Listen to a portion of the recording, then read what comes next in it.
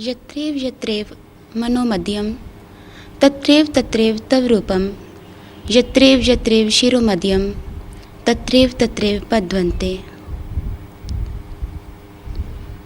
हे ईश्वर, जहाँ जहाँ भी मेरा मन जाए वहाँ तुम्हारा ही स्वरूप हो, जहाँ जहाँ भी मेरा शीश झुके वहाँ मात्र तुम्हारे ही चरण हो, तुम्हारे ही चरण हो। ये प्रार्थना है, एक भक्त के हृदय की उद्गार है। प्रार्थना एक याचना नहीं हुआ करती, प्रार्थना आत्मशुद्धि का आह्वान है। एक इंसान के भीतर चलने वाले अनुसंधानों का नाम है। एक भक्त के हृदय के भीतर चलने वाली एक ऐसी क्रियाकलाप जहाँ पर वो अपनी अपूर्णता को महसूस करता है, जहाँ पर वो अपने सामर्थ्य को अक्षम पाता है, तब परमात्मा के आगे प्रार्थना रखता है। एक ससीम का असीम में मिलना है, इसे प्रार्थना कहते हैं। और समय समय पर जब भी भक्तों के हृदय से ऐसी प्रार्थना निकली, ऐसी पुकार उठती है, तब तब उन महान शक्तियों को इसी धरा पर उन्हीं की पुकार हेतु, उन्हीं के संरक्षण हेतु इस धरा पर अवतरित होना पड़ता है। और इसीलिए हमारी इस धरा पर हमेशा उस प्रभु की असीम कृपा से ऐसी शक्तियों का अवतरण होता रहा। भगवान श्री राम आए, भगवान श्री कृष्ण आए, यूँ कहिए इसके अतिरिक्त और भी महान विभूतियाँ रामकृष्ण परमहंस जी, स्वामी विवेकानंद जी, बहुत सारी ऐसी महान शक्तियाँ आई जिन्होंने उस दिव्य संदेश को, उस सत्य को मानव जाति के समक्ष रखा। एक इंसान की पुकार थी कि उस सत्य को उजागर करने हेतु उस धरा के बीच में, हमारे बीच में, हम सब लोगों के बीच में आ उतरे। और जब ऐसी पुकार एक इंसान के अंदर से निकलती है, तब वो महान शक्तियाँ इस धरा पर आकर अपने पवित्र वचनों के माध्यम से, अपने विचारों के माध्यम से हमारे आगे उस सत्य को स्थापित करती है। और इसीलिए जब भगवान श्री राम आए, उनके दिव्य संदेशों को जहाँ हमने श्रवण किया, उन्हीं की असीम कृपा से हमारे मध्य में रामचरितमानस, रामायण भी है। भगवान श्री कृष्ण आए, उन्हीं के उपदेशों का एक रूप गीता हमारे बीच में है। हमारे गुरु साहिबान आए, उन्हीं के संदेश, उन्हीं के उपदेश, जिन्होंने समस्त मानव जाति को एक नई दिशा दी, एक नई संदेश से उनको ओतप्रोत कर दिया। हमें श्री गुरु ग्रंथ साहिब जी मिला। और इसके अतिरिक्त जीसस आए, जीसस क्राइस्ट आए, तो उनके ये संदेश हमें बाइबल के रूप में हमारे बीच में है। मोहम्मद साहिब जी आए, जिस सत्य को वो स्थापित करके गए, उन्हीं की असीम कृपा है कि आज हमारे बीच में कुरान भी है। और इसीलिए इन ग्रंथों को अगर हम देखें, एक इंसान इन ग्रंथों को पढ़कर जहां अपने जीवन को एक नई दिशा दे सकता है, अपने भीतर स्वतः ही परिवर्तन भी ला सकता है।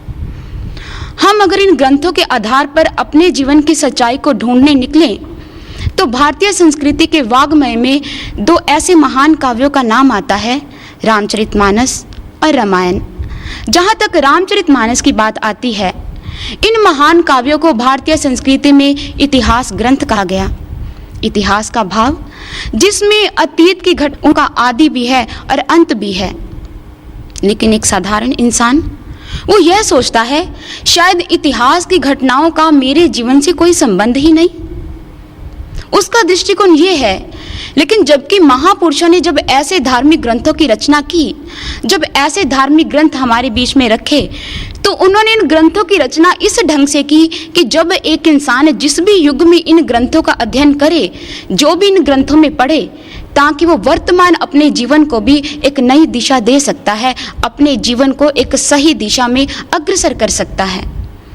और इसीलिए रामचरितमानस, जो अपने आप में अपने नाम को परिभाषित करती है कि राम का चरित्र मानस के अंदर कैसे प्रकट हो, एक इंसान के भीतर राम के गुण कैसे आए, ये ग्रंथ स्वतः अपने आप को परिभाषित करता है। और इस ग्रंथ की गहराई को अगर हम समझने निकले, अगर तुलसीदास जी ने हमें ये एक ग्रंथ दिया, एक अनमोल ग्रंथ, ये ग्रंथ अपने आप में क्या है?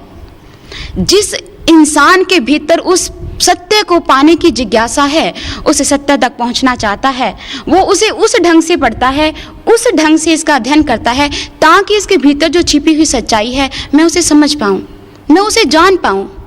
और इसलिए अगर हम रामचरितमानस को देखें, इसको पढ़ने के लिए या अन्य किसी भी धार्मिक ग्रंथ का नाम लें, उसको पढ़ने के लिए एक ऐसी प्रवृत्ति का भी होना जरूरी है, क्योंकि महापुरुषों ने जब इन ग्रंथों की रचना की, इसकी भाषा शैली उन्होंने एक तो प्रतीकात्मक रखी और दूसरी इसकी भाषा शैली उन्होंने श्रृंगारिक भाषा का वर्णन किया, ताकि जब एक जिज्ञासु पढ़ता है उसके अंदर इतनी उत्सुकता पैदा हो, इतनी जिज्ञासा पैदा हो कि वो उसको और भी गहराई से पढ़ने की कोशिश करे और भी इसमें रुचि जागृत हो जाए उसकी।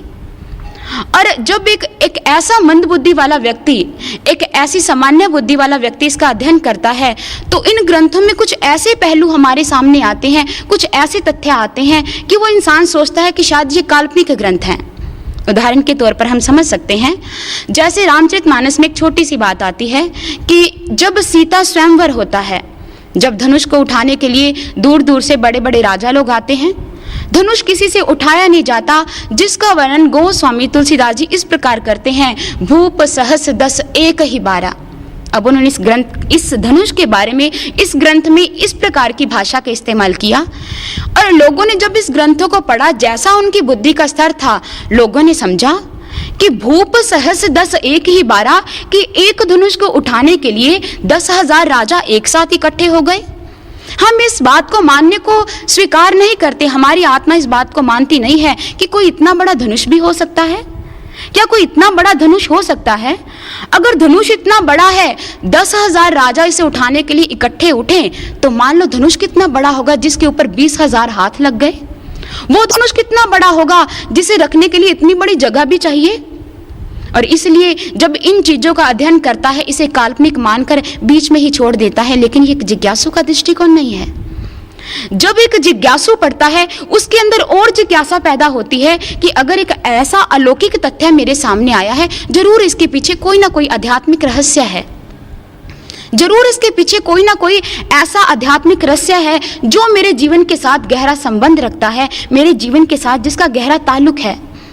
और यहाँ पर यह विचारणीय तथ्य है, जहाँ गोस्वामी तुलसीदास जी ने लिखा भूप सहस दस एक ही 12, सहस का अर्थ उन्होंने सहस्र नहीं लिखा, 1000 नहीं लिखे, उन्होंने कहा अचानक 10 राजा उठे।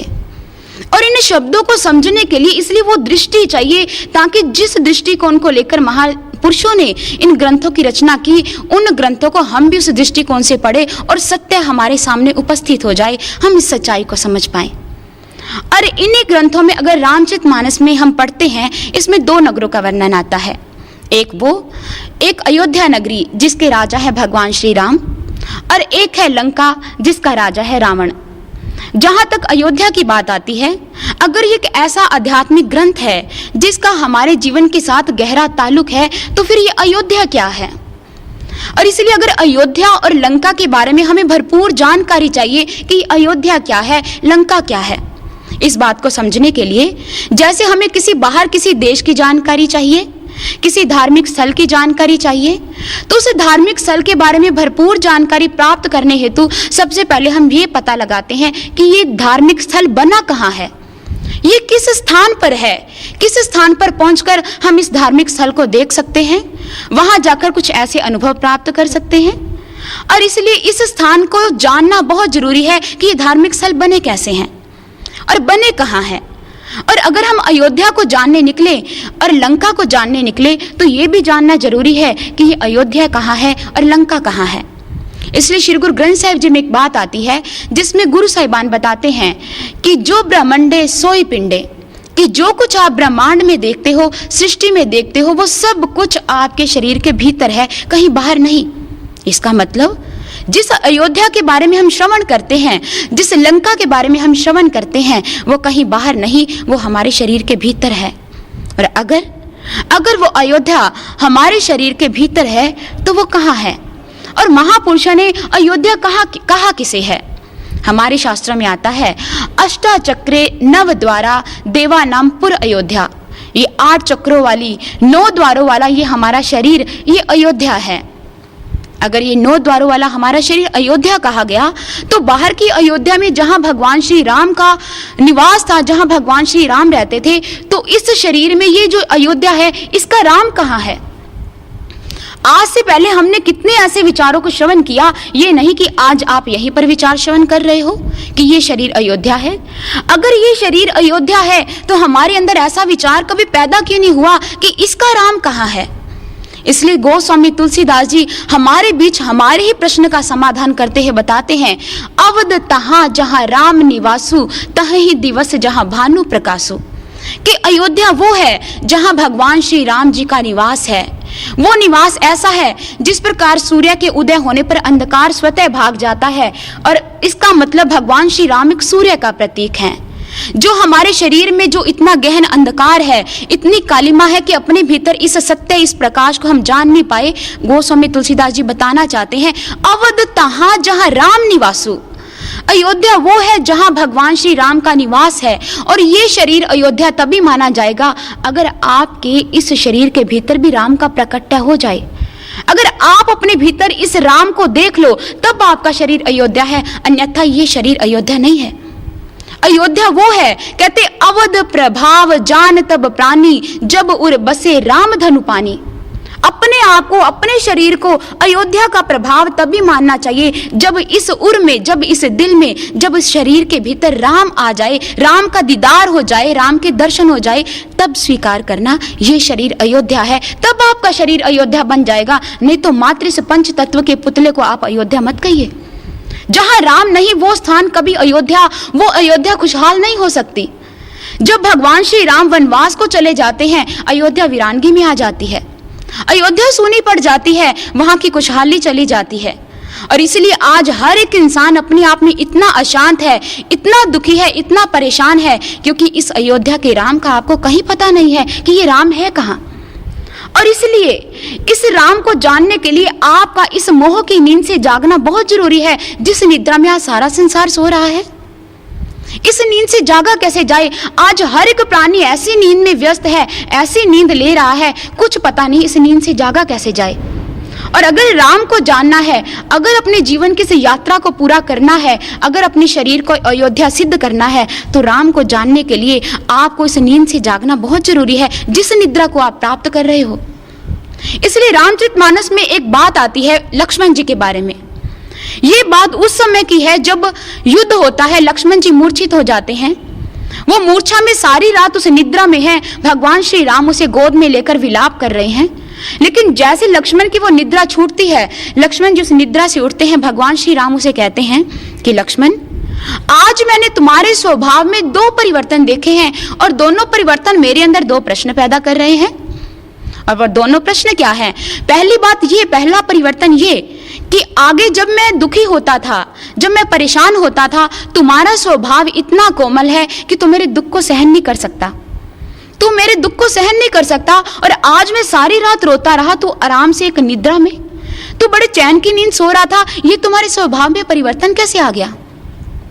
और दूसरी बात, आगे जब मैं रात को निद्रा में जाता था, विश्राम की अवस्था में जाता था, मैं तुम्हें कहता था लक्ष्मण तुम भी सो जाओ, तुम भी थक चुके हो, तुम भी थकावट अनुभव कर रहे हो, तुम भी निद्रा ले सकते हो, तुम भी विश्राम करो।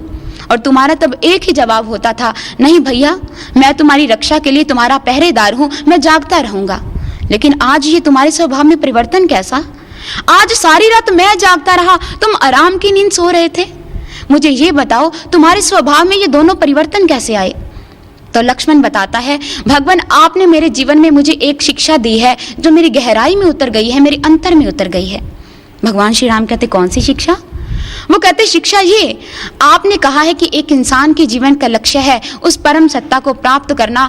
इस यात्रा को तब तक जारी रखना है जब तक हमें मंजिल ना मिल जाए, अपनी जिज्ञासा को कायम रखना है, अपने सफर को तय करते रहना है। लेकिन आज प्रभु मैं आपकी शिक्षा का अनुसरण कर रहा था, उनको भूल नहीं चुका था। भगवान कहते, अनुसरण? वो कैसे?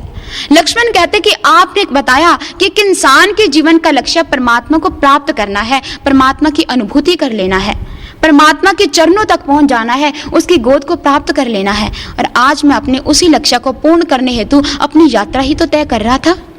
भगवान कहते, वो कैसे? लक्ष्मण कहते हैं कि जब मैं मूर्छा में था, हनुमान जी आए, उन्होंने मुझे अपनी गोद में उठाया और आपकी गोद तक पहुंचा दिया। यही तो एक इंसान के जीवन का सफर है कि एक हनुमान जैसा संत, हनुमान रूपी संत हमारे जीवन में आए और प्रभु के चरणों तक, प्रभु के चरणों की छाव, प्रभु की गोद में जो प्यार है वहां तक पहुंचा दे। वही तो हमारे जीवन का लक्ष्य है। और आज मेरी ये यात्रा इतनी सुखद थी, ये निद्रा इतनी सुखद थी, जिसमें मेरे जीवन का लक्ष्य तत्काल ही पूरा हो गया। और ये लक्ष्मण के विचार थे, जिसे भगवान श्री राम ने जब सुना तो अंतर मन से इतने खुश हो गए। लक्ष्मण, तुम्हारी वाक्पटुता से तो मैं पहले ही बहुत प्रसन्न रहता हूँ, और आज तुमने मेरे जीवन में एक ऐसा और पहलू प्रस्तुत कर दिया है कि मैं तुम्हारी वाक्पटुता को एक बार फिर सराहना करता हूँ। और आज देखिए, लक्ष्मण जी ने उस निद्रा में भी अपनी यात्रा पूरी कर ली, और आज का एक इंसान जागते हुए भी अपनी यात्रा पूरी नहीं कर पा रहा है। और अगर अपनी इस यात्रा को पूर्ण करना है, परमात्मा तक पहुंचना है, अपनी मंजिल उस मोक्ष को प्राप्त करना है, तो एक संत जरूर चाहिए। जैसे हनुमान जी एक संत के रूप में लक्ष्मण को मिले, उन्होंने गोद में उठाया। कहने को एक उदाहरण है, कहने को एक कथा है, लेकिन प्रतीक बहुत कुछ छोड़ती है। हमें जीवन की सच्चाई से कैसे गहरा ताल्लुक रखती है कि हम तत्काल ही उस सत्य तक पहुंच जाते हैं। और इसीलिए हम अगर देखें कि एक इंसान अगर उस परमात्मा को प्राप्त करना चाहता है, संत की कृपा चाहिए। इसलिए गोस्वामी तुलसीदास जी लिखते हैं कि राम सिंधु घन सज्जन धीरा, चंदन तरु हरि संत समीरा। कि राम क्या है? अगर उस परमात्मा एक सागर के समान है, अगर उस सागर को प्राप्त करना है, उसके जल को प्राप्त करना है, उस सागर के पानी को आप अपनी पिपासा शांत करना चाहते हो, सागर का जल इतना खारा है कि एक इंसान उसे पी नहीं सकता है। लेकिन उस पानी को अगर पीना है तो कैसे पी सकते हैं? जब वाष्पीकरण क्रिया द्वारा बादल बनते हैं, सागर का पानी बादलों के रूप में जगह जगह जाता है, बादल जगह जगह वर्षा करते हैं, नदियां भर जाती है, तालाब भर जाते हैं। और जब नदियां तालाब भरते हैं, एक इंसान अपनी प्यास को तब शांत कर पाता है, तब उस पानी को ग्रहण कर पाता है। अन्यथा सागर का जल बहुत खारा है, नहीं पी सकते। लाख कोशिश करो, आपकी प्यास को वो सागर का पानी शांत नहीं कर सकता। लेकिन एक संत बादल के रूप में आकर ऐसे ही परमात्मा की कृपा को हम तक पहुंचाते हैं, परमात्मा तक हमें ले जाते हैं। और इसीलिए उन्होंने कहा कि इसी प्रकार एक दूसरा उदाहरण प्रस्तुत करते हैं कि परमात्मा क्या है। परमात्मा अगर एक चंदन का वृक्ष है, उस चंदन की सुगंधी को आप स्वतः अपने आप में महसूस नहीं कर सकते। जब वायु आती है, उस वायु के माध्यम से आप तक सुगंधी पहुंचती है, तब आप चंदन की सुगंधी को प्राप्त कर पाते हो, तब आप ले पाते हो। और वो वायु संत ही है जो एक हवा के रूप में आते हैं, वायु के रूप में आते हैं, आप तक सुगंधी पहुंचाते हैं। और इसलिए भगवान शिव भी पार्वती को कहते हैं, गिरिजा संत समागम सम, न लाभ कछु आन, बिन हरि कृपा न होई, सो गा वही वेद पुराण। कहते हैं पार्वती, संतों के संग से बड़ा कोई और लाभ नहीं है। जब एक इंसान के जीवन में संत का आगमन होता है, उससे बड़ा लाभ मैं सोचता नहीं कि एक इंसान के जीवन में हो सकता है। लेकिन एक इंसान है, वो अपना लाभ किस में देखता है? वो अपना लाभ देखता है कि शायद मेरे पास बहुत धन आ जाए, शायद मेरे पास एक बहुत बड़ी कार आ जाए, मुझे बंगला मिल जाए, मुझे पुत्र की प्राप्ति हो जाए। शायद ये भौतिकतावाद से संपन्न सारे सांसारिक पदार्थ उसके सुख का कारण है। सबसे बड़ा लाभ यही है। लेकिन एक इंसान इस सत्य से अनभिज्ञ है कि ये सुख के कारण नहीं है, ये आपको सुख नहीं दे सकते। इसलिए विवेकानंद जी को कहना पड़ा, आज संसार अपना लाभ किस में देखता है? सांसारिक आकर्षणों में, भौतिकतावाद में। सुख सुविधा की जितनी भी सामग्री है उसके घर में आ जाए, वो सोचता है सारा सुख इसी में है। लेकिन मैं दुनिया को बता देना चाहता हूँ, ये सुख बिल्कुल वैसे हैं जो एक इंसान एक प्याले का पान कर रहा है, उस प्याले में ऐसा जल है जिसके ऊपर तो अमृत है लेकिन नीचे हलाहल है, जहर है। शुरू शुरू में आपको वो बड़े सुख सुविधा लगेगी, आपको बड़ा आनंद आएगा, लेकिन नीचे जहर है, आपको बाद में दुख को भोगना पड़ेगा। इसलिए आप समझ नहीं पाए कि सच्चाई कहाँ है, सुख कहाँ है, शांति का स्रोत कहाँ है। इसको जानना है, इसको प्राप्त करना है, ताकि हर एक इंसान के जीवन से वो अशांति चली जाए। और वो शांति एक संत ही ला सकते हैं। इसलिए हमारे शास्त्रों में कहा गया कि महाजनस्य संसर्गः कस्य न उन्ति कारकः, कि एक संत के संग से क्या कुछ नहीं हो सकता। और रामचरितमानस में तुलसीदास जी भी लिखते हैं कि संत संग अपवर्ग कर कामी भव कर पंत, कि एक संत का अगर हम संग करते हैं, एक संत के आस हमारे जीवन में जब संग होता है, संत का आगमन होता है, तब एक इंसान कहां से कहां तक पहुंच जाता है, उस मोक्ष के रास्ते को जान लेता है। जबकि एक कामुक व्यक्ति का, एक संसारिक लाभ में फंसे हुए, संसारिक लोभ में फंसे हुए जब एक व्यक्ति का संग करते हैं तो हम उस सच के रास्ते से कोसों दूर हो जाते हैं। और जब एक संत एक इंसान के जीवन में आता है, उसके जीवन में जो परिवर्तन आता है, जो बदलाव आता है, एक संसार में रहने वाला व्यक्ति भी देख सकता है उसके जीवन में कैसा परिवर्तन है। जैसे हमारे इतिहास में महात्मा बुद्ध के समय में एक राजा हुए हैं, राजा श्रोण। राजा श्रोण जो एक ऐसे राजा जो कि सांसारिक आकर्षण में इतने फंसे हुए थे, सांसारिकता में, भौतिकतावाद में, जिन्हें जीवन के सत्य के बारे में कुछ पता नहीं था, जीवन की सच्चाई से बिल्कुल परिचित नहीं थे। उन्होंने सांसारिक आकर्षणों को अपना केंद्र बना रखा था। भोग और मद उनके जीवन के ध्येय बन चुके थे। लेकिन जब राजा ने, जब इसके ऐसे प्रभाव से दुनिया दुखी हो गई, उसकी प्रजा दुखी हो गई, महात्मा बुद्ध जी को जब पता चला, वो जगह जगह उस सच का प्रचार कर रहे थे। जब उस राज्य में पहुंचे, उन्हें प्रजा के दुखों का पता चला, तब उनके मन में आया कि इस राज्य में भी इस सच का प्रचार होना बहुत जरूरी है, इस राजा तक इस सच को पहुंचाना बहुत जरूरी है, ताकि अगर राजा इस सच से दूर है तो दुनिया, उसकी प्रजा, उसके लोग उस सच को कैसे जान पाएंगे। इसलिए महात्मा बुद्ध जी अपने उस शिष्य को उसके पास भेजते हैं। उन्हें कहते हैं कि उस राजन को जाकर कहना कि महात्मा बुद्ध ने तुम्हें समस्त मंत्रियों सहित सत्संग विचारों पर आमंत्रण दिया है, आप सभी सादर आमंत्रित हो। जब राजन तक ये संदेश पहुंचता है, शिष्य उसके दरबार में जाकर उन्हें ये संदेश देता है, तो राजन जब मद में था, ऐसे मद में, ऐसे नशे में, तो उस शिष्य का उपहास उड़ाता है, उसे अपशब्द बोलता है कि मैं इस साधारण जनता का कोई एक राज्य का नागरिक नहीं हूं, मैं कोई साधारण व्यक्ति नहीं हूं कि जो मैं तुम्हारे इस छोटे उस तुच्छ सत्संग में आकर, तुम्हारे सत्संग में आकर बैठकर तुम्हारे विचारों को श्रवण करूंगा। इसके अतिरिक्त अपशब्दों की जब झड़ी लगाते हैं, शिष्य उन्हें अपना महात्मा बुद्ध जी का वो संदेश देकर, सत्संग विचारों का निमंत्रण देकर वापिस आ लौटते हैं और महात्मा बुद्ध जी को आकर प्रणाम करते हैं। महात्मा बुद्ध जी कहते हैं, मैंने तुझे जो कर्म करने के लिए दिया था, क्या तूने वो कार्य किया? शिष्य संपूर्ण घटना बता देता है, संपूर्ण वृत्तांत महात्मा बुद्ध जी के आगे रखता है कि राजा की ऐसी स्थिति थी, उसने आपके निमंत्रण का उपहास उड़ाया और वो, मुझे नहीं लगता कि आपके संदेशों को वो ग्रहण कर पाएगा। महात्मा बुद्ध जी समझाते हैं कि तुमने जो कर्म करना था, तुम अपना कर्म कर कर आ गए हो, और इसके अलावा जो कर्म करना शेष है, मैं अपना कार्य स्वतः कर लूंगा। तुम इस बात की चिंता क्यों करते हो कि उसने मुझे अपशब्द कहे? जब रात को राजा का मद उतरता है, नशे से बाहर आता है, उसे अपने आप में बड़ी ग्लानि होती है, बड़ा अपने आप में दुख होता है कि मैंने कैसे उस एक सन्यासी को, एक भिक्षु को इतने अपशब्द कहे। उसने तो मुझे निमंत्रण दिया था, अगर मुझे नहीं जाना था तो मुझे कोई अधिकार नहीं था एक सन्यासी के ऐसे अपशब्द कहने का, एक सन्यासी को ऐसे वचन कहने का मुझे कोई अधिकार नहीं था। इसी ग्लानि में वो रात को ही महात्मा बुद्ध जी के पास पहुंच जाता है, उन्हें प्रणाम करता है, महात्मा बुद्ध जी से क्षमा याचना करता है। महात्मा बुद्ध जी कहते हैं, क्षमा याचना? तुम किस बात के लिए क्षमा मांग रहे हो? राजन बोलता है कि मैंने आपको बहुत अपशब्द कहे हैं, मैंने अपने मुख से कुछ ऐसे शब्द बोले हैं जो एक संत के लिए या किसी भी व्यक्ति के लिए बोलने उचित नहीं, अब मैं क्षमा प्रार्थी हूँ। महात्मा बुद्ध जी हंस देते हैं, कहते क्षमा किस बात के लिए? मैं तुमसे एक बात पूछना चाहता हूँ।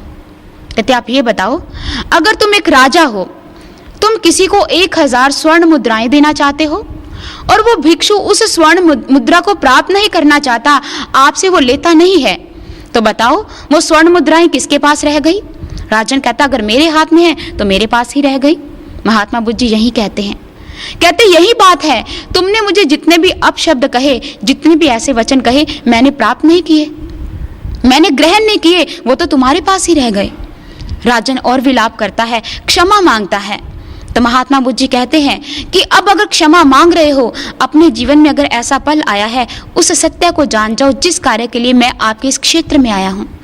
उसे सत्संग विचार सुनाते हैं, उसे सत्संग विचार जब प्रदान करते हैं, राजा उस सत्य को जानता है कि मेरा जीवन कैसा था और आप किस सच्चाई से मुझे बता रहे हो, किस सच्चाई से मुझे परिचित करवा रहे हो।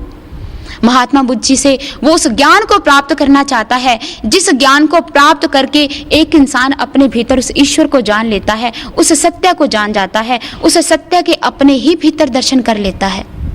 जब महात्मा बुद्ध से उन्होंने दीक्षा प्राप्त की, उस ज्ञान को प्राप्त किया, राजा के जीवन में परिवर्तन आ जाता है।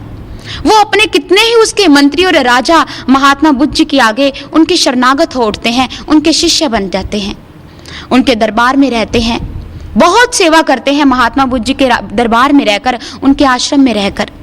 लेकिन कुछ बात ऐसे हुई, राजा श्रवण के संस्कार कुछ ऐसे हावी हो गए, उन्हें अपना पूरा पुराना जीवन फिर याद आने लगा।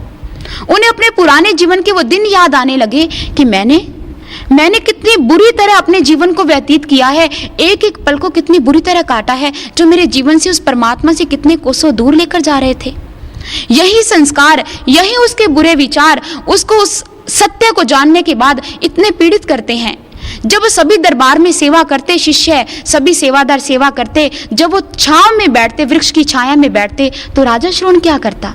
राजा श्रवण वो जानबूझकर सूर्य की तपिश को सहन करता, वो धूप में जाकर बैठ जाता।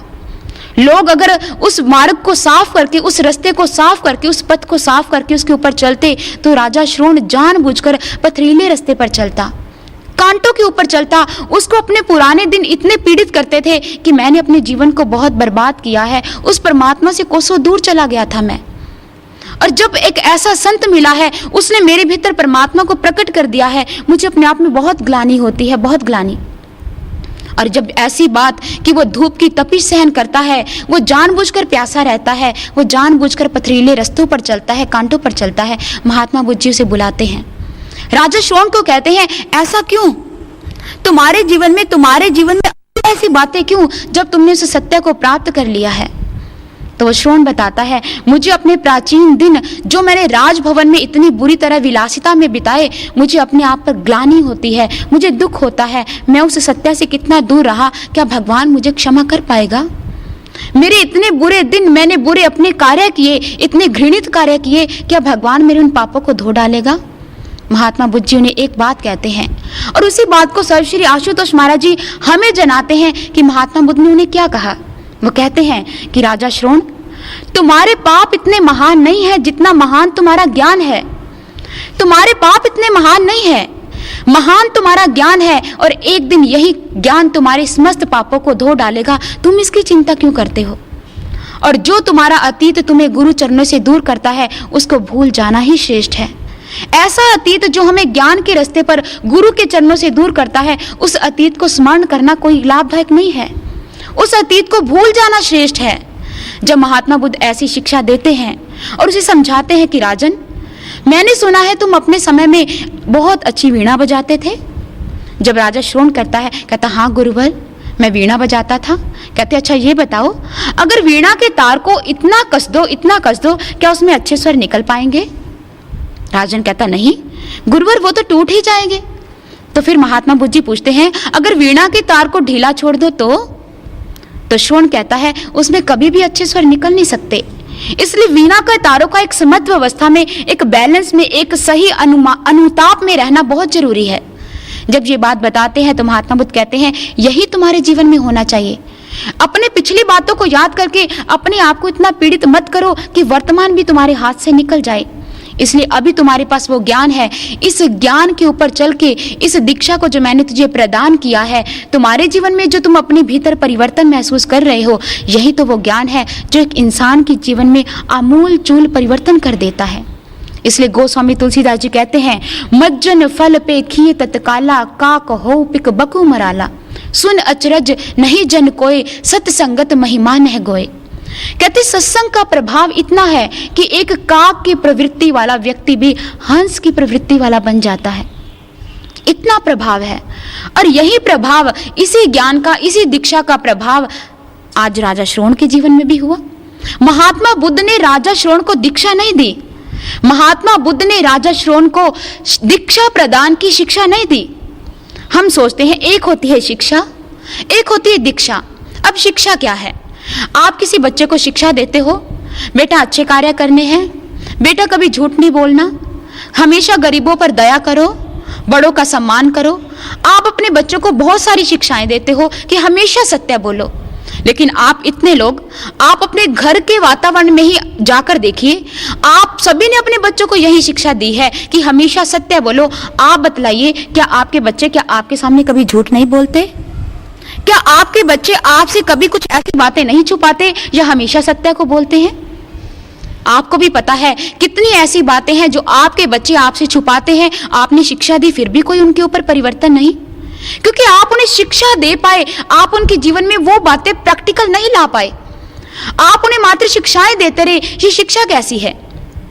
एक बच्चे को प्यास लगी है, उसे पानी चाहिए, आप उस बच्चे को शिक्षा दे रहे हो, बेटा पानी को वाटर भी कहते हैं, पानी को आप भी कहते हैं, पानी को नीर भी कहते हैं, पानी को तोय भी कहते हैं और जल भी कहते हैं। क्या इन शिक्षाओं से क्या बच्चे की प्यास बुझ सकती है? नहीं। इस पानी की शिक्षाओं से उसे पानी को आप कहते हैं, जल कहते हैं, वाटर कहते हैं, बच्चे की प्यास को आप कभी शांत नहीं कर पाते, कभी भी शांत नहीं कर पाओगे। बच्चे को अगर पानी चाहिए, उसकी प्यास है, तो आपको प्रैक्टिकल रूप में उसको पानी देना होगा ताकि वो अपनी प्यास को शांत कर पाए। जो प्रैक्टिकल चीज है उसे दीक्षा कहा जाता है, जो मात्र कहानियां है, वो विचार है, वो शिक्षा है। और आज तक हमने अपने जीवन में शिक्षाएं सुनी है। अभी हमने श्रवण किया, हमारे शास्त्र कहते हैं हमारा शरीर अयोध्या है। अगर ये शरीर अयोध्या है, हमें शिक्षा दी गई आज तक, लेकिन दीक्षा कहाँ है? दीक्षा करते अगर ये शरीर अयोध्या है, इसमें राम का प्रकट्य कर दिया जाए, आपको राम की अनुभूति करवा दी जाए, आपको आपके भीतर परमात्मा के दर्शन करवा दिए जाए, ये दीक्षा है, दिखा देना दीक्षा का अर्थ है। ज्ञान शब्द अपने आप को परिभाषित करता है। ज्ञान शब्द ज्ञ धातु से बना है, जिसका अर्थ है जान लेना, परमात्मा को जान लेना, परमात्मा को देख लेना। इसी दीक्षा को देखो, दीक्षा का अर्थ देख लेना है। महात्मा बुद्ध ने राजा श्रोण को शिक्षाएं नहीं दी, उन्होंने महात्मा बुद्ध ने राजा श्रोण को दीक्षा दी, परमात्मा को दिखा दिया, जीवन में प्रैक्टिकल कर दिया। आज तक हम अपने जीवन में शिक्षा ही सुनते आ रहे हैं, हमारे जीवन में दीक्षा करने वाला, ज्ञान को प्रैक्टिकल रूप में दिखाने वाला कोई नहीं मिला। इसलिए जीवन में अगर परिवर्तन आएगा तो मात्र शिक्षाओं से नहीं, दीक्षा से आता है, दीक्षा से। प्यास पानी या वाटर कहने से बुझती नहीं है, प्यास पानी को पिला देने से, पानी को दे देने से बुझती है, पानी को पी लेने से। और दीक्षा अपने आप में प्रैक्टिकल है, साक्षात्कार है, अनुभूति है। और परमात्मा कहानियों शिक्षाओं का विषय नहीं है, परमात्मा चर्चाओं का विषय नहीं है, परमात्मा अनुभव का विषय है, प्रत्यक्ष अनुभूति का विषय है, परसेप्शन का विषय है, प्रैक्टिकल का, रियलाइजेशन का विषय है। और हर एक व्यक्ति अपने भीतर उस परमात्मा को देख सकता है। इसलिए जब एक इंसान अपने भीतर उस ईश्वर को देखता है, उसकी अनुभूति करता है, तब ये शरीर अयोध्या बन पाता है। इसलिए हमारे शास्त्रों में इस 9 द्वारे वाले शरीर को अयोध्या कहा गया, जहाँ राम का निवास है। अयोध्या तभी है जब राम का प्रकट्य होता है। एक इंसान है, उसका व्यक्तित्व इतना विखंडित होता है, उसके हमेशा अंदर एक द्वंद्व चलता रहता है। उसकी मन कुछ कहता है, उसकी बुद्धि कुछ कहती है, उसकी बुद्धि कुछ और जवाब देती है, मन कुछ और जवाब देता है। उसके भीतर तारतम्यता नहीं है, वो अपने भीतर एक संतुलन स्थापित नहीं कर पाता है, हमेशा एक संघर्ष में जीता रहता है, एक द्वंद्व भरा जीवन जीता रहता है। और एक इंसान के व्यक्तित्व जो इतना विखंडित हो चुका है, उसे समेटा कैसे जाए? बिखरी हुई चीजों को एक जगह कैसे एकत्रित किया जाए? कैसे उसके व्यक्तित्व को इतना मजबूत बनाया जाए कि वो अपने जीवन को शांतमय ढंग से जी पाए? और अयोध्या शरीर जब बनता है, अयोध्या का अर्थ होता है कलह रहित। जब एक इंसान उस आत्मा को जान जाता है, परमात्मा को जान जाता है, मन बुद्धि से ऊपर उठता है, उस आत्मा की आवाज सुनता है, उस आत्मा के विचार सुनता है, तब उसके अंदर का द्वंद्व समाप्त हो जाता है और ये शरीर अयोध्या बन जाता है। इसलिए रामचरितमानस में जिस अयोध्या नगरी का वर्णन किया, वो अपना आध्यात्मिक रहस्य उजागर करते हुए कहती है, ये शरीर अयोध्या है। लेकिन एक दूसरी बात भी उन्होंने कही कि ये शरीर लंका कैसे है? लंका, अगर ये शरीर एक नगर हमारे भीतर है तो लंका भी तो हमारे भीतर है, जो ब्रह्मंडे सोई पिंडे। अगर लंका इस संसार में है तो हमारे शरीर के भीतर की लंका कहाँ है? ये प्रश्न, ये विचार आज हर एक इंसान अगर अपने भीतर की लंका को जान ले, शायद उसके जीवन के कितने ही प्रश्नों की जो झड़ियां लगी हुई हैं, जितने प्रश्नों के जंजाल हैं, अपने ही जंजालों से खुद निकल सकता है, खुद बाहर आ सकता है। ये लंका, बाहर की लंका की कहीं हमें कहानी श्रवण करने को मिलती है। कहा जाता है, कोई किंवदंती मान ले या कोई ऐसी कहानी मान ले कोई भी कथा अगर हमें किसी सत्य से जोड़ती है, चाहे काल्पनिक ही क्यों ना हो, चाहे वो सत्य ही क्यों ना हो, अगर वो सत्य से जोड़ती है तो सत्य से कम नहीं है। कहा जाता है कि जब पार्वती एक बार बैकुंठ में जाती है, वहां लक्ष्मी जी से मिलती है, उनका वास देखती है, उसे वो स्थान बड़ा अच्छा लगता है, उसे बैकुंठ लोक बहुत अच्छा लगता है। वो भगवान शिव के पास जाती है और उनसे मांग करती है कि मुझे एक ऐसे ही घर की इच्छा है, मैं भी चाहती हूँ मेरा निवास ऐसा ही घर हो, ऐसा ही स्थान चाहिए मुझे। भगवान शिव समझाते हैं, ये संसारिक, ये बाह्य आकर्षण है जो तुम्हें इस सत्य से दूर ले जा सकते हैं। पार्वती समझती नहीं है, भगवान शिव से अनुरोध करती है और भगवान शिव ब्रह्मा जी से कहकर विश्वकर्मा जी से एक सुंदर से महल की रचना करवाते हैं। जब एक ऐसा महल बन जाता है, ऐसा निवास बन जाता है, पार्वती अत्यधिक प्रसन्न हो जाती है। ये तो बैकुंठ लोक से भी सुंदर स्थान बन गया, इतना सुंदर निवास स्थान जिसकी मैंने कल्पना नहीं की थी, ये तो बहुत सुंदर है। और अपने इस सुंदर निवास स्थान को, इस महल को दिखाने के लिए वे कोई यज्ञ का अनुष्ठान करती है, जिसमें सभी को आमंत्रण करती है, सभी को बुलाती है। जब सभी आ जाते हैं, पार्वती सभी को दान दिए जा रही है, मुंह मांगा दान दिए जा रही है। उस यज्ञ में विश्रवा ऋषि भी आते हैं, उसमें साथ उनका एक छोटा सा बालक भी आता है। जब पार्वती अपने हाथों से सभी को दान दिए जा रही है, विश्रवा ऋषि को भी दान देती है, तो नन्हा सा जो बालक उसके साथ था वो रो पड़ता है। जब वो बालक रोता है, पार्वती पूछती है, बालक तुम्हें क्या चाहिए? वो कहता है कि मुझे अगर मैंने कुछ मांगा तुम दोगी? पार्वती कहती बिल्कुल, कहते मांगो। वो बालक कहता है मुझे यही लंका चाहिए, यही सुंदर महल चाहिए, यही मुझे घर चाहिए। जब पार्वती से वो घर मांगता है, पार्वती के तो हाथ पैरों तले वो जमीन निकल जाती है। जब पार्वती जी ये श्रवण करती है, अंदर ही अंदर क्रोध की अग्नि उनके अंदर जलने लगती है कि इतने अरमानों से मैंने इतना सुंदर घर बनाया, इतने अरमानों से मैंने इस चीज की कामना की, और एक बालक झट से दान में मांग कर ले जा रहा है। वो दान में दे तो देती है, साथ ही साथ अपने अंदर से उसे श्राप देती है कि देखना एक दिन यही लंका, तुम्हारी ये लंका जो तुमने मेरे अरमानों की लंका छीनी है, यही खाक हो जाएगी, यही जलकर नष्ट हो जाएगी। और आपको पता है ये लंका क्या है? आज ये कहानी अपने आप को परिभाषित कर रही है। ये लंका क्या है? लंका हमारी इच्छाएं हैं, हमारी आसक्तियां हैं, हमारी वो कामनाएं हैं। अब पार्वती जी ने कामना की, एक इच्छा की लंका की, एक सुंदर घर की, और यही कामना उन्होंने दुख दिया, इसी कामना ने उसको दुख दिया। जब एक इंसान किसी ना किसी बाहरी सौंदर्य की कामना करता है, बाहरी चीज की कामना करता है, आसक्ति करता है, हमेशा वो चीज दुख देती है, हमेशा। पार्वती जी ने लंका की कामना की, ऐसे सुंदर घर की कामना की, उसे दुख उठाना पड़ा, उनके हाथ से छीन गई। और जब रावण ने, जो विश्रवा ऋषि का पुत्र था, उसने इस लंका की कामना की, उसे भी दुख उठाना पड़ा। कैसे? जहां उसे लंका दान में मिली, साथ ही साथ एक श्राप भी प्राप्त हो गया कि यही लंका एक दिन जलकर खाक हो जाएगी। आसक्ति हमेशा दुख देती है। कामना जिस बाहरी आकर्षण की करते हैं, हमेशा दुख का कारण बनती है, कभी आपको सुख नहीं दे सकते। जैसे आप किसी चीज की कामना करते हो, आपको कामना है आपको एक अच्छा सा दोस्त मिल जाए, आपकी एक छोटी सी इच्छा है, जब आपकी कामना पूर्ण हुई, आपको अपने दोस्त से मोह भी हो गया। जब आपको अपने धीरे धीरे अपने दोस्त से मोह हो गया, मोह होने के बाद क्या हुआ? जैसे उसने अटैचमेंट का, मोह का रूप लिया, आपने अपने दोस्त से इच्छा की आप ये कार्य करो, आपके दोस्त ने इंकार कर दिया। जब आपके दोस्त ने इंकार कर दिया, जिसे आप इतना प्रेम करते थे, इतना स्नेह करते थे, आपको झट से क्रोध आ जाता है। और एक छोटा सा विकार कितने विकारों को जन्म देता है, एक इंसान नहीं समझ पाता। और ये लंका हमारी यही आसक्तियां हैं, हमारी यही कामनाएं हैं, इंसान को पता नहीं है। और यही आसक्तियां उसे दुख का कारण बन जाती है, यही आसक्तियां उसे दुख देती है। इसलिए गीता में भगवान श्री कृष्ण लिखते हैं कि ध्यातो विषयान पुंसः संगस्तेषु उपजायते संगात संजायते कामः कामाद क्रोध अभिजायते क्रोधात् भवति समोह समोहात् समृति विभ्रमा समृति विभ्रमा बुद्धिनाशो बुद्धिनाशात् प्रणश्यति। कि जब आप सांसारिक विषयों का ध्यान करते हो, वो सांसारिक विषयों के प्रति आपकी जब आसक्ति उत्पन्न होती है, आपके अंदर कामना पैदा होती है, इसे मैं प्राप्त कर लूं। ध्यातो विषयान पुंसः संगस्तेषु उपजायते संगात् संजायते कामः कामाद क्रोध अभिजायते। जब कामना पूरी नहीं होती तब क्रोध होता है।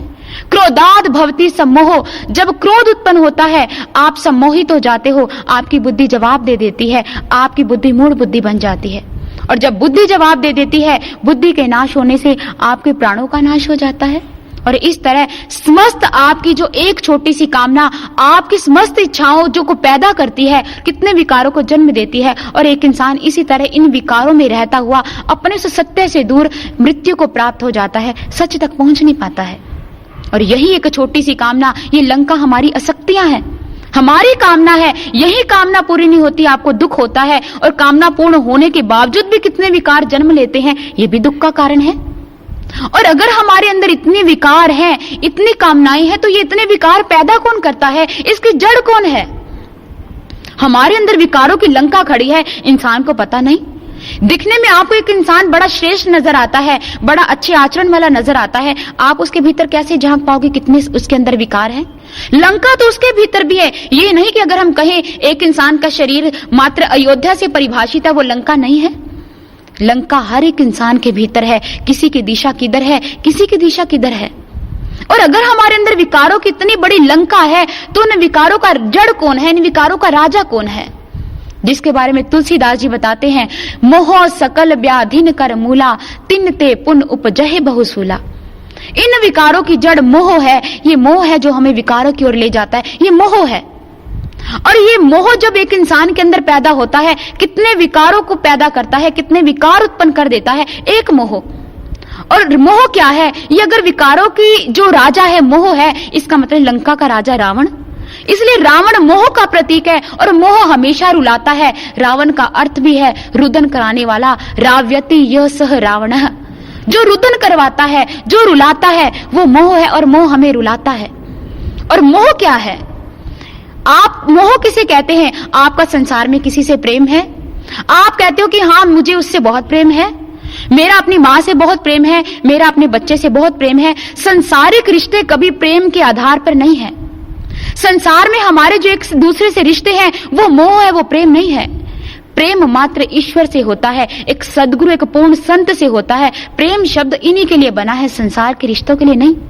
और संसार के रिश्तों को जो स्वार्थ से परिपूर्ण है, उन्हें प्रेम शब्द से संबोधित मत करो, वो प्रेम नहीं है। संसार के रिश्तों में कहीं ना कहीं स्वार्थ छिपा है, और जब आपका स्वार्थ पूरा नहीं होता, आपको रुदन आता है, आप रोते हो, आप बिलखते हो, आप चिल्लाते हो। एक पिता है, बहुत प्रसन्न है, उसके घर में पुत्र हुआ है, उसकी इच्छाएं बढ़ गई हैं, मेरा पुत्र मेरी लाठी बनेगा, मेरे कंधे का सहारा बनेगा। और जब आपका ही पुत्र आपकी इच्छाओं पर पूरा नहीं उतरता है, आप बताइए, आपको ही सबसे ज्यादा दुख होता है, आप ही पीड़ित होते हो, आप ही अपने मुख से कह देते हो ऐसे पुत्र की बजाय तो मैं निसंतान अच्छा था, आप ही कह देते हो। इसलिए मोह का एक रूप है जो आपको रुलाता है। रावण के कई सिर हैं, कई उसके रूप हैं, और इसी प्रकार मोह के भी कई रूप हैं। एक रूप ये है जो स्वार्थमयी प्रवृत्ति का है, जो आपको रुलाता है। और इसके लिए जो मोह आपको रुलाता है, ये मोह है, ये प्रेम नहीं है। और आशुतोष महाराज जी अक्सर बताया करते हैं, प्रेम क्या है, मोह क्या है। प्रेम एक नदी है और मोह एक भंवर है। नदी में आप आसानी से बाहर आ सकते हो, नदी को आसानी से आप पार कर सकते हो, लेकिन मोह एक ऐसा भंवर है, एक बार आप इसमें धंस गए, निकलना बहुत मुश्किल है, बहुत मुश्किल है। और संसारिक रिश्ते ये मोह है, ये मोह है। प्रेम जहां तक अपने आप में एक अनमोल हीरा है, वहां मोह कोयला है जो अपनी कालिमा छोड़ देता है। जहां आपका हाथ लगा, आपके हाथ में कालिमा चढ़ जाती है। मोह जहां क्या है, एक ऐसा आसमां है जो बादलों से ढका है, जिसकी रोशनी आप तक पहुंच नहीं पा रही है। लेकिन प्रेम एक ऐसा सूर्य है जो वो उस आसमान में बादलों में से निकलता है और कितने लोगों को वो किरणें देता है, रोशनी देता है। प्रेम वो चमकता हुआ सूर्य है, और प्रेम वो सूर्य, वो प्रकाश मात्र परमात्मा है, और संसारिक रिश्ते नहीं है। मोह रुलाता है, प्रेम त्यागमयी रूप है। मोह हमें बांधता है, मोह हमें बांध कर रखता है। जैसे उदाहरण के तौर पर आप सुनिए, एक इंसान अगर सोचता है कि मेरा बहुत से लोगों से प्रेम है, बहुत से लोग मुझे प्रेम करते हैं, मैं बहुत प्रसन्न हूं। महात्मा बुद्ध के जीवन से संबंधित अगर इस विचार को हम, इस वाक्य को हम सुने, तो हमें अपने आप में परिभाषित हो जाएगा कि मोह क्या है, प्रेम क्या है। अपने आप इन आसक्तियों से निकल आओगे, अपनी लंका से स्वतः ही परिचित हो जाओगे। महात्मा बुद्ध जी के समय की बात है, एक वेश्या थी जिसके पास दूर दूर से लोग चलकर आते, दूर दूर से लोग आते। एक बार महात्मा बुद्ध जी के शिष्य से वहां से गुजर रहे थे। वेश्या उन्हें निमंत्रण देती है। महात्मा बुद्ध जी के शिष्य कहते हैं, अभी मेरा समय नहीं तुम्हारे पास आने का। जब मुझे लगा कि तुम्हें मेरी जरूरत है, मैं स्वतः ही चलकर तुम्हारे पास आ जाऊंगा, तुम मेरी बात को समझ नहीं पाओगी। वो चल देते हैं। लेकिन वो वेश्या अपने अहम में कहती है कि जो लोग दूर दूर से मेरे पास आते हैं, कितने लोग मुझसे प्रेम करते हैं, कितने लोग। महात्मा बुद्ध जी का शिष्य हंस देता है, शायद वे जीवन के सत्य से बहुत अनभिज्ञ है, सच्चाई को समझ नहीं पा रही है। चल देते हैं। समय पढ़ते पढ़ते वेश्या अस्वस्थ हो जाती है, उसे कुष्ठ रोग हो जाता है, उसके शरीर से दुर्गंध आनी शुरू हो जाती है और जो लोग उसके पास आया करते थे आना बंद कर देते हैं। जब उसकी ऐसी हालत हुई, मोहल्ले वाले उस जगह से, उसके घर से उसे निकाल देते हैं। वो उस घर से जब निकलती है सड़कों पर आ जाती है, गलियों पे आ जाती है। प्यास से इतनी पीड़ित है, कोई अपने घर से एक पानी की बूंद देने को तैयार नहीं है, कोई उसे पानी पिलाने को तैयार नहीं है। जब उसकी ऐसी हालत होती है, महात्मा बुद्ध जी के शिष्य उसके पास पहुंचते हैं, उसे जल पिलाते हैं, पानी देते हैं। वेश्या झट से पहचान जाती है, अरे तुम तो वही भिक्षुक हो, अरे तुम तो वही सन्यासी हो जिसे मैंने कभी निमंत्रण दिया था और तुमने स्वीकार नहीं किया था। भिक्षु कहते, अगर तुम्हें ये बात याद है, तुम्हें वो भी याद होगा, मैंने कहा था जब तुम्हें मेरी जरूरत होगी मैं स्वतः ही चलकर आ जाऊंगा, और आज मैं आ गया हूं। तुम कहती थी तुमसे कितने लोग प्रेम करते हैं, आज बताओ वो प्रेम कहां चला गया? वो आसक्ति थी, वो स्वार्थ था, वो तुम्हारे शारीरिक आकर्षण से प्रेम करते थे। संत कभी बाह्य आकर्षण से प्रेम नहीं किया करते, संत आत्मा से प्रेम किया करते हैं, आत्मा से। संत आत्मा को देखते हैं जो परमात्मा से मिलाते हैं, ये प्रेम है। संसारिक रिश्ते मोह है, स्वार्थ है, रुलाते हैं। और यही बात हम देखें, जब तारा के पति का वध करते हैं भगवान श्री राम, तारा बहुत रोती है। तारा इतना विलाप करती है, इतना विलाप करती है। भगवान श्री राम कहते, तुम रो क्यों रही हो? कहते, आपने मेरे पति का वध कर डाला है, आपने मेरे पति को मार डाला है। भगवान श्री राम कहते, नहीं, तुम्हारा पति ये पड़ा, उठा लो। वो कहती, अब इस पति का क्या करूं, अब ये मेरा पति नहीं है। भगवान श्री राम कहते, यही तो है। अगर तू इन पंच तत्वों के पुतले को अपना पति कहती थी, पंच तत्व के पुतले को अपना पति कहती थी, ये तो पड़ा है। ये शरीर मानती थी तो शरीर तो पड़ा है। अगर तू ये समझती है कि वो क्या था, अगर तू उसे आत्मा मानती है, तो तुझे पता है आत्मा ना कभी मरती है, ना उसे कोई मार सकता है। क्या तुम उस आत्मा को जानती हो? अगर तुम अपने पति को शरीर मानती हो तो शरीर हो तो अभी भी यही है। अगर तुम अपने पति को आत्मा मानती हो तो उस आत्मा को ना तुम जानती हो, फिर किस आत्मा की बात करोगे कि मेरा पति आत्मा है? उस आत्मा को जानना जरूरी है। वो आत्मा क्या है? आज एक इंसान समझता है, किसी से एक पूछा जाए, तुम देख रहे हो कैसे? एक साधारण इंसान का दृष्टिकोण है, मैं देख रहा हूं अपनी आंखों से। एक साधारण इंसान से पूछा जाए, आप मेरी बात को श्रवण कर रहे हो कैसे? उसका जवाब होगा, अपने इन कानों से। आप बोल रहे हो कैसे? इस जीवा से, एक मुख से। लेकिन एक मुर्दा इंसान है, वो पड़ा होता है, उसकी आंखें भी होती हैं, उसके कान भी होते हैं, उसकी जीवा भी लगी होती है। बताइए फिर वो जवाब क्यों नहीं देता? वो मुर्दा शरीर बोल क्यों नहीं पाता? कारण एक है, उसमें से आत्मा निकल गई है, आत्मा। और जब तक तुमने उस आत्मा को जाना नहीं है, आप मत समझे कि तुम हो कौन, कहां से आई। तुम अपने आप को ही नहीं जानते तुम कौन हो।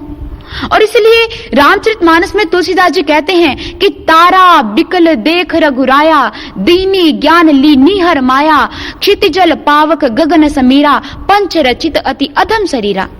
भगवान श्री राम जब तारा को विलाप करते देखते हैं, तारा बिकल देख रघुराया, दीनी ज्ञान लीनी हर माया, उसकी सारी माया का आवरण हटा देते हैं, उसे ज्ञान प्रदान करते हैं, ज्ञान, उसे ज्ञान देते हैं। ज्ञान शब्द का अर्थ है उसको जान लेना, आत्मा को जान लेना, परमात्मा को जान लेना। और तारा को जब ज्ञान मिलता है, वो तब समझ पाती है कि मैं कौन हूं, मैं कोई मात्र शरीर नहीं हूं। जिस शरीर के लिए मैं रो रही थी, वो तो आत्मा निकल गई, अब इस शरीर को वो स्वीकार करने को तैयार नहीं थी। आप खुद दिखिए, खुद आप पहचान करिए, खुद देखिए। अगर एक पति कहता है मेरी पत्नी से बहुत प्रेम है, जब वो पत्नी में से आत्मा निकल जाती है, उस लाश को कोई भी व्यक्ति 2 दिन पे रखने को तैयार नहीं है, तीसरे दिन हम बाहर निकाल देते हैं। क्यों? क्योंकि हमारा अगर कहीं रिश्ता है तो आत्मा से आत्मा निकल गई, शरीर से कोई रिश्ता नहीं है, और उस आत्मा को तो हम जानते ही नहीं है। वो आत्मा क्या है? जब तक आत्मा थी तो हमारे रिश्ते थे, आत्मा चलेगी तो हमने उस मुर्दा शरीर को घर से निकाल दिया। इसका मतलब हम शरीर नहीं, वो आत्मा है, उसे जानना जरूरी है। और भगवान श्री राम दीनी ज्ञान लीनी हर माया, तारा के ऊपर से माया का आवरण हटाकर ज्ञान देते हैं, आत्मा को जनाते हैं। और तारा तब समझती है, जो मैं रो रही थी वो मोह था, प्रेम शब्द को तो मैं अब समझ पाई हूं जो परमात्मा से हुआ है। और मोह का सिर्फ एक रूप नहीं है, मोह के कई रूप हैं, जैसे रावण के कई सिर हैं। दूसरा रूप क्या है? मोह का एक और रूप है अज्ञानता, कि जब मोह होता है इंसान अज्ञानी बन जाता है, भ्रमित हो जाता है, उसे समझ नहीं आती क्या करूं क्या ना करूं। और इसी अज्ञानता में, इसी मोह में अर्जुन भी फंसा था। जिसके बारे में आता है कि अर्जुन समझ नहीं पा रहा था कि मैं युद्ध करूं कि ना करूं। ये मेरे रिश्तेदार हैं, ये मेरे पितामह है, ये मेरे भाई हैं, ये मेरे आचार्य हैं, मैं इनके ऊपर हथियार, इनके ऊपर शस्त्र अस्त्र कैसे चलाऊं, कैसे चला दूं। वो समझ नहीं पा रहा था, वो मोहित हो गया था, अज्ञानता में आ गया था, उसके ऊपर भी मोह का आवरण था। और इसीलिए इसके बारे में गीता में भगवान श्री कृष्ण बताते हैं, किम कर्म इकिम अकर्म इति कव्यो अप्यत्र मोहिता, कि कौन सा कार्य करना है, कौन सा नहीं करना है, इसके लिए तो ज्ञानी और पढ़े लिखे पुरुष भी मोहित हो जाते हैं। और अर्जुन भी आज मोहित हो गया, पढ़ा लिखा था, उन्होंने शिक्षा प्राप्त की हुई थी, अर्जुन मोहित हो गया। अर्जुन समझ नहीं पाया कि कौन सा कर्म करूं, कौन सा ना करूं, युद्ध करूं कि ना करूं। युद्ध करता हूं तो अपने ही भाइयों का वध कर डालता हूं, नहीं करता तो एक भगवान श्री कृष्ण जो ये आज्ञा दे रहे हैं, इनकी उल्लंघना हो रही है। और वो इस दुविधा में फंस गया, इस चीज से अपने आप को निकाल ही नहीं पा रहा था। भगवान श्री कृष्ण बहुत समझाते हैं, उसे बहुत समझाते हैं। जब ऐसा समझाते रहते हैं, अर्जुन को समझ नहीं आती। भगवान कहते कि मुझे मत समझ, मैं कोई योग माया हूं, मैं एक शक्ति हूं। अर्जुन कहता मैं कैसे मानूं, उसके लिए तो वो एक साधारण इंसान नजर में आ रहे हैं। भगवान श्री राम जब भगवान श्री कृष्ण उसे समझाते हैं, भगवान श्री कृष्ण कि अर्जुन तुझे युद्ध करना है, युद्ध कर। शिक्षाओं से अर्जुन में परिवर्तन नहीं आता, समझ नहीं पाता। भगवान श्री कृष्ण समझते हैं शिक्षाओं से एक इंसान के जीवन में कभी परिवर्तन नहीं आ सकता। उसे दीक्षा देते हैं, उसे जब दीक्षा देते हैं, उसको जब ज्ञान देते हैं, उसके भीतर ही परमात्मा का साक्षात्कार करवा देते हैं। अर्जुन समझ जाता है कि मैं कौन हूं और कृष्ण क्या है। अर्जुन अपने भीतर उस कृष्ण के वास्तविक स्वरूप के दर्शन करता है और अपना अनुभव लिखता है। दिवि सूर्य सहस्रस्य भवेद्युगपतुथिता यदि भास सदृशी सा स्यात् भास अस्तस्य महात्मने, कि मैं अपने अंदर इतना अलौकिक प्रकाश देख रहा हूं, उसके सामने 1000 सूर्यों का प्रकाश कम पड़ रहा है। अब मैं समझा भगवान आप कौन हो, अब मेरी समझ में आया। अर्जुन का मोह तभी दूर हुआ जब उसे दीक्षा प्राप्त हुई, जब उसे ज्ञान मिला। मोह तभी दूर हो सकता है जब दीक्षा मिलती है, जब ज्ञान मिलता है। इसलिए भगवान श्री कृष्ण को अर्जुन कहता है, मद अनुग्रहाय परम गुह्यम अध्यात्म संज्ञतम यत्तव्योक्तम वचस्तेन मोह अयम विगतो मम, कि हे भगवान, मुझ पर अनुग्रह करने के लिए आपने जो मुझे वो ब्रह्म ज्ञान दिया है, उससे मेरा मोह दूर हो गया है, मुझे वो आनंद की प्राप्ति हुई है, मैंने अपने और आपके वास्तविक स्वरूप को समझा है, मोह चला गया है, क्योंकि मुझे सत्संग की प्राप्ति हुई है, मुझे आपने उस ज्ञान को प्रदान किया है। अब मेरे जीवन में मोह नष्ट हो गया है। नष्टो मोह समृद्धि लब्धवा, मेरा मोह नष्ट हो गया है, मेरी समृद्धि लौट आई है। तब मोह गया जब जीवन में सत्संग हुआ। इसलिए तुलसीदास जी कहते हैं, बिन सत्संग न हरि कथा तेह बिन मोह न भाग, मोह गए बिन राम पद होए न दृढ़ अनुराग। जब तक एक इंसान के जीवन में सत्संग नहीं होता है, उसका मोह दूर नहीं हो सकता। सत्संग का अर्थ क्या है? आज आप जो श्रवण कर रहे हो, फिर ये क्या है? ये सत्संग विचार दिए जा रहे हैं आप लोगों को, ये सत्संग नहीं है। सत्संग शब्द का अर्थ है सत्य और संग, ये 2 शब्दों से बना है। सत्य का अर्थ है सत्य, संग का अर्थ है मिलाप हो जाना, अर्थात सत्य से मिलाप हो जाना, सत्य से मिल जाना, परमात्मा के दर्शन कर लेना, ये सत्संग है। सत्संग कहानियां सुनकर आ जाना, ये सत्संग नहीं है। भगवान की कहानी सुन लेना, कोई कथा श्रवण करके आ जाना, कोई विचार श्रवण करके आ जाना, वो हरि चर्चा हो सकती है, वो विचार हो सकते हैं। सत्संग तो एक इंसान के जीवन में तब होता है जब भीतर परमात्मा के दर्शन होते हैं। तब आप कहना कि हमारे जीवन में सत्संग हुआ है, तब आप कहना हमारे जीवन में सत्संग हो गया है, हमने ईश्वर को अपने भीतर देख लिया है। और इसलिए मोह के इतने रूप है, यही जड़ है जो हमें इतने विकारों को जन्म देती है, हमारे भीतर इतनी लंका खड़ी कर देती है। मोह सकल व्याधिन कर मूला, यही लंका बनाते हैं। इस मोह को दूर भगाना है, जो मात्र परमात्मा के दर्शन करने के पश्चात जा सकता है, पहले नहीं। और जब सत्संग एक इंसान के जीवन में होता है, फिर वो समझ पाता है, फिर वो जान पाता है कि एक संसार में रहते हुए, परमात्मा को जानते हुए भी संसार और घर को कैसे संभाले, एक समत्व अवस्था में परिवार और परमात्मा को दोनों को देखते हुए कैसे एक अच्छा बैलेंस लिविंग चाहिए, संतुलन भरा जीवन व्यतीत करना चाहिए। और भगवान श्री राम यही कार्य करते हैं विभीषण जी के लिए। जब तक विभीषण लंका में था, विकारों की लंका में था, तब तक प्रभु श्री राम जी से बहुत दूर था। लेकिन जैसे हनुमान रूपी संत पहुंचते हैं, उसे प्रभु श्री राम जी का संदेश देते हैं, विकारों की लंका से बाहर निकलकर प्रभु चरणों में उन्हें स्थान मिल जाता है, प्रभु के धाम में पहुंच जाते हैं, प्रभु की प्राप्ति हो जाती है। और यही होता है जब परमात्मा की प्राप्ति होती है, एक इंसान अपने विकारों से निकलता है, अपने इन विकारों को नष्ट कर डालता है। और प्रभु श्री राम भगवान का कार्य यही है। भगवान श्री राम भगवान जब भी वो शक्ति धरा पर आती, यही कार्य करती है। वो जीव को उसका खोया हुआ सिंहासन देने आती है, खुद सिंहासन पर बैठने नहीं आती। वो जीव को उसका राज्य लौटाने आती है। भगवान श्री राम वही कार्य करते हैं। विकारों की लंका को, मोह के राज्य को नष्ट करके जीव को उसके असली स्वरूप का, असली राज्य का स्वामी बनाते हैं और विभीषण को लंका का राज्य दे देते हैं। अब इच्छाएं विभीषण जी की दास हो जाती हैं, विकार उसके स्वामी नहीं बनते, विकार दास हो जाते हैं। और यही एक इंसान के जीवन में होता है। जब परमात्मा से मिलाप होता है, परमात्मा के दर्शन होते हैं, हम अपने भीतर की लंका को नष्ट करके अपने शरीर को अयोध्या बना पाते हैं। और आज के सत्संग विचारों का यही भाव था। सर्वश्री आशुतोष महाराज जी की असीम अनुकंपा से अपने शरीर को अयोध्या बनाया, अपने शरीर को अयोध्या समझ पाए। जब भगवान अपने भीतर प्रकट हुए, सर्वश्री आशुतोष महाराज जी की कृपा से उस ज्ञान को अपने भीतर प्रकट किया, अपने भीतर पैदा हुआ वो ज्ञान, उस परमात्मा को जान पाए, तब ये शरीर अयोध्या बन पाया और वो लंका नष्ट हो पाई। इतना कहते हुए अपने विचारों को यहीं स्थगित करती हूँ।